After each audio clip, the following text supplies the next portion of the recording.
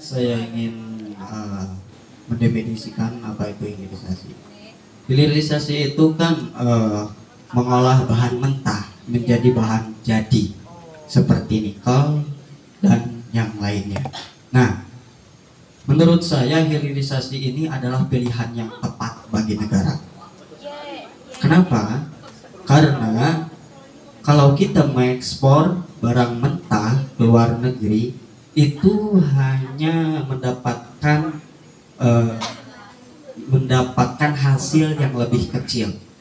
Nah, lalu nanti ketika kita ekspor keluar, lalu di luar diolah menjadi bahan jadi, lalu kita beli lagi.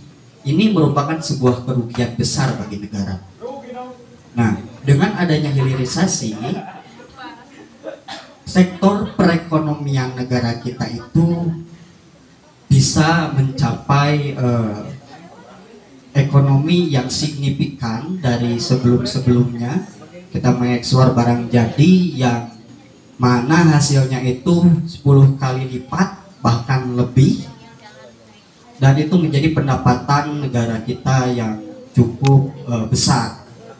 Dan tantangannya mungkin dari negara-negara lain itu ketar-ketir ya, karena negara kita tidak mengekspor barang mentah tersebut.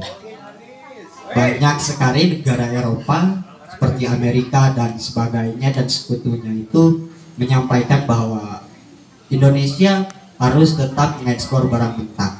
Namun saya benar-benar salut terhadap pemerintahan saat ini, bahwa pemerintahan kita ini menolak atau tetap dengan argumentasinya atau dengan prinsipnya bahwa hilirisasi itu ditanamkan di Indonesia sehingga perekonomian negara Indonesia ini berkembang lebih pesat. Mungkin itu yang dapat saya sampaikan untuk hanya sekedar pembuka.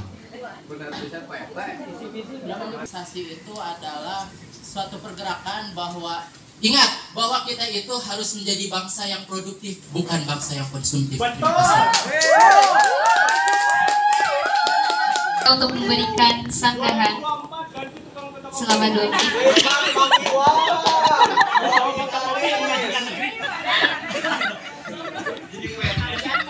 Kan Zaki bangga kan.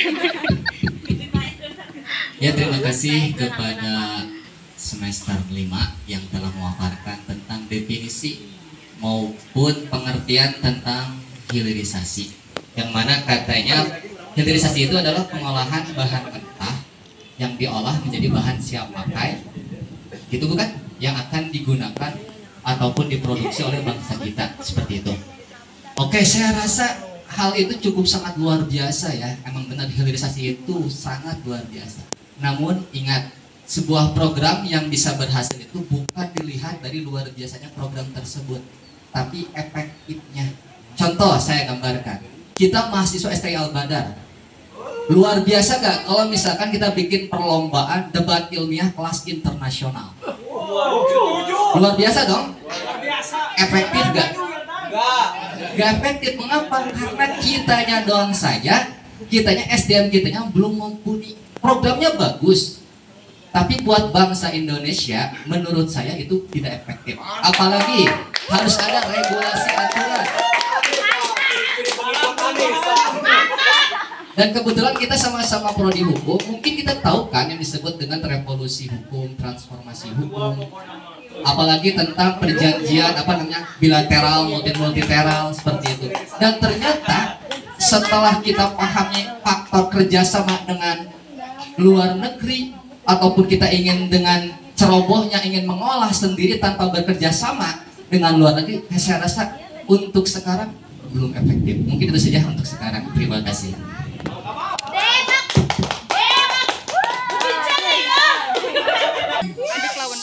Tadi yang dikatakan saudara Rikal itu hilirisasi itu beliau tidak kontra dengan hilirisasi dikarenakan SDM kita yang terlalu rendah gitu ya. Terus Anda berpikir bahwa Indonesia itu gak mempunyai seorang intelektual atau orang-orang yang berpotensi Anda terlalu meremehkan orang Indonesia kalau seperti itu. Sekarang pada zaman eranya sekarang ini sudah lumayan bagus, ataupun SDM kita ini tidak bisa diremehkan gitu sebenarnya. Tadi berbicara sanggahannya bahwa orang luar itu tidak kerjasama kita dengan orang luar negeri. Itu merupakan menurut saya itu adalah kekeliruan, karena yang dimaksud hilirisasi itu di dalam negeri itu bahan mentahnya diolah. Nah, siapapun yang mau investasi ataupun mempunyai apa namanya ya keilmuan untuk mengolah itu bisa kerjasama di Indonesia.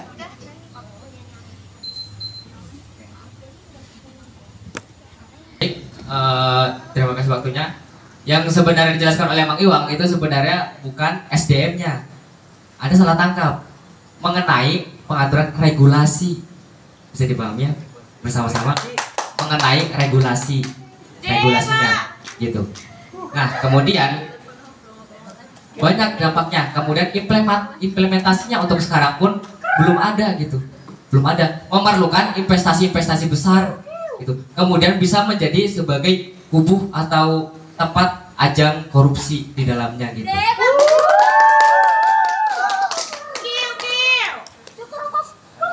Ya, terus yang tadi kan Anda bilang bahwa SDM Indonesia itu mungkin yang tadi disinggung oleh Pak Iwang. Maksudnya itu bukan seperti itu. Di Indonesia juga pasti ada intelektual, tapi setidaknya kita tidak bisa kan belajar secara otodidak untuk meningkatkan tingkat ekonomi ini. Kita harus kerjasama dengan pihak luar yang sudah misalkan negaranya itu sudah hilirisasinya itu sudah berkembang seperti itu. Sangat diperlukan. Mungkin itu saja. Kalau kita ingin memutuskan kerjasama dengan pihak luar dengan alasan hilirisasi, sepertinya itu kita harus kuat dalam segi bidang yang lainnya, entah itu militer, ekonomi, pendidikan, ataupun kesehatan dan yang lainnya. Oke, terima kasih.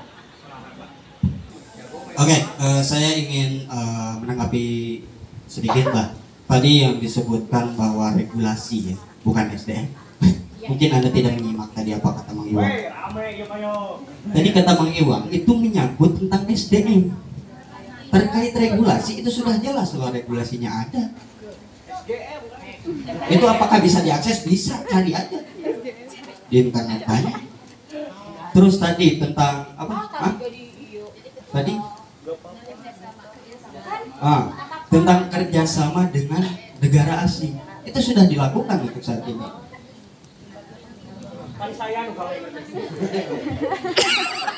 Itu sudah dilakukan untuk saat ini. Mungkin itu saja ya. Tolong dicari lagi ya infonya. Cek, kalau saya sederhana saja dalam hal ini kan hal perekonomian, di mana tentang berkehidupan yang berkelanjutan, yang dimana kebutuhan kita tidak akan pernah habis. Nah, dalam hal ini hilirisasi itu adalah sederhananya kita dari sumber daya yang ada diolah oleh kita dan dikonsumsi oleh diri kita gitu. Sedemikian seperti itulah ya. Jangan sampai kayak gini, jangan sampai barang mentah kita kirim keluar, diolah keluar, dibeli lagi oleh kita. Itu seakan-akan kita nanam padi, kalau padi udah jadi namanya apa? Pare yang belum jadi berasnya ya, yang belum jadi berasnya, gabahnya dikirim ke luar negeri, berasnya kirim ke kita, kan itu lucu ya. Secara ini tidak sangat tidak logik lah ya. Kalau untuk dalam hal ini kita takut, kita ini negara berkembang, yuk nggak akan maju-maju kalau berpikir seperti itu. Kita harus memiliki ketika pohon kelapa itu tumbuh tinggi, ketika pohon kelapa Saya ingin menanggapi pernyataan dari Pak bahwa kerjasama itu sudah terjadi bersama. Betul sekali kerjasama, tapi yang kita bahas ini adalah segi faktor ekonomi hilirisasi. Seperti itu ya. Jadi pohon bukan dalam segi yang lain, tapi hanya di faktor ekonomi. Kerjasama antar keamanan sudah terjalin, dan transformasi juga itu meliputi dari cakupan yang lain juga revolusinya. Dan adapun tadi buat menanggapi pernyataan dari Kang Jaki yang mengatakan ya kita jangan mengolah padi dikasih ke negara lain terus kita beli lagi. Ya contohnya jangan padi, contohnya seperti kereta cepat. Apa kita bisa memaksakan membuat dengan tanpa bekerja sama? Itu kan butuh bantuan ataupun misalkan pengolahan misalkan bahan nikel. Kita kan perlu bantuan dari negara yang telah berkembang duluan. Kita pelajari sebelum otomatis ada kerjasama dengan negara lain dong. Tidak mungkin kita tanpa ada guru soranganan langsung nuklir misalkan. Pasti ada kerjasama dulu. Dan yang saya tegaskan di sini saya tidak sepakat karena faktor tidak untuk sekarang kita harus mengenal bangsa kita dulu baru kita memahami lah.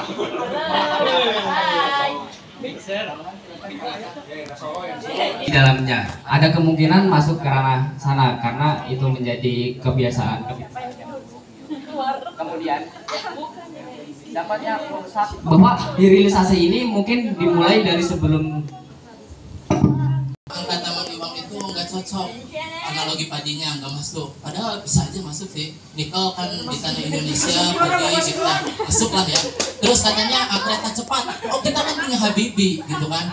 Nah di sini hal ini saudara memang Habibie itu belajar di luar negeri gitu kan, tapi dia kembali lagi ke Indonesia dan mengamalkan ilmunya. Nah dalam hal ini konteksnya adalah apakah hilirisasi itu perlu untuk bangsa kita? Maka jawaban saya perlu. Berarti ketika Anda menjawab saya tanya istilahnya, apakah negara ini ingin menjadi negara maju? Tentu ingin menjadi negara maju. Maka salah satu di antaranya adalah hilirisasi agar negara kita itu negara yang produktif, agar menjadi negara maju, bukan hanya negara konsumtif. Mungkin seperti itu. Oke, tadi saya ingin menanggapi tentang bagaimana terjadi korupsi ya. Oke, masalah korupsi itu bukan tentang masalah hilirisasi. Mungkin ada oknum-oknum yang lainnya, tapi kan ada regulasi dan sudah ada hukum yang jelas untuk tindakan korupsi. Kenapa harus takut dengan tindakan korupsi? Yang kita bahas ini tentang hilirisasi. Bagaimana perekonomian kita ini naik signifikan dan menguasai sumber daya alam bahkan di seluruh dunia gitu. Dan ini menjadi loncatan ekonomi kita. Makanya di sini kami pro terhadap hilirisasi. Bahwa itu tentang kereta, terus dijawab dengan menyebutkan Bapak B.J. Habibie. Tapi yang saya tahu Bapak B.J. Habibie itu di teknik yang bersangkutan dengan pesawat. Jadi ya kan pesawat di udara ya, sedangkan kereta di darat. Jadi menurut saya itu agak jauh ya. Terus ya benar, B.J. Habibie itu pulang ke tanah air dan ingin menciptakan pesawatnya di tanah air. Tapi sayangnya negara kita tidak memfasilitasinya. Alasannya karena anggarannya pasti memerlukan anggaran yang besar. Sedangkan jika kita ingin membuat pesawat atau ya seperti itu, kita harus memerlukan investasi yang besar. Sehingga alasan ini jika dilihat di Indonesia itu banyak korupsi sehingga hal itu ditakutkan dapat menjadi ladang korupsi bagi pemerintah yang menggarap hal ini.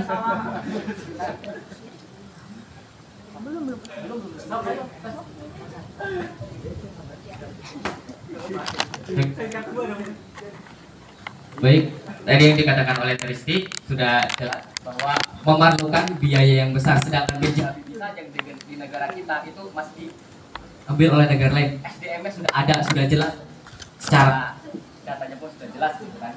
Nah kemudian belum terrealisasi secara optimal, bahkan di tahun-tahun sebelumnya regulasi itu sudah ada di tahun-tahun yang sebelumnya gitu. Tetapi sampai tahun yang sekarang itu masih terjadinya eksporan barang mentah gitu kan. Berarti apa namanya dalam regulasi ini masih sangat kurang gitu. Kemudian dapat berusaha ke pasaran. Ketika ditunda terlalu lama, apakah barang itu akan terus disimpan terus? Untuk kesimpulannya, hilirisasi itu adalah pilihan yang tepat. Pemerintahan kita sudah mengambil tindakan yang tepat, yaitu hilirisasi, di mana SDA kita itu diolah di negara sendiri hingga menjadi barang jadi, yang itu akan meningkatkan perekonomian negara Indonesia tercinta. Mungkin itu menjadi sebuah batu loncatan perekonomian Indonesia yang berpengaruh di seluruh dunia. Silakan menjadi ibu menjelaskan. Tentunya dalam hal ini, dalam hal ekonomi dan memajukan ekonomi Indonesia, apakah dipandang perlu menggunakan atau melaksanakan hilirisasi, maka kami menyatakan bahwa ini sangat-sangat diperlukan, karena hidup itu, ekonomi itu adalah kehidupan yang berkelanjutan, tetapi kebutuhan kita itu tidak ada habisnya. Karena itu kita harus dapat mengolah sesuatu itu secara termanajemen, secara baik, menjadi warga atau negara yang produktif, tidak konsumtif. Mungkin seperti itu secara sederhananya. Jadilah warga negara yang produktif dan jangan terlalu konsumtif, ya, karena supaya kita bisa memberikan pendapatan per kapita kepada bangsa, agar bangsa ini menjadi bangsa yang besar, bangsa yang maju gitu ya, karena sudah diperjuangkan oleh bangsa-bangsa. Oke.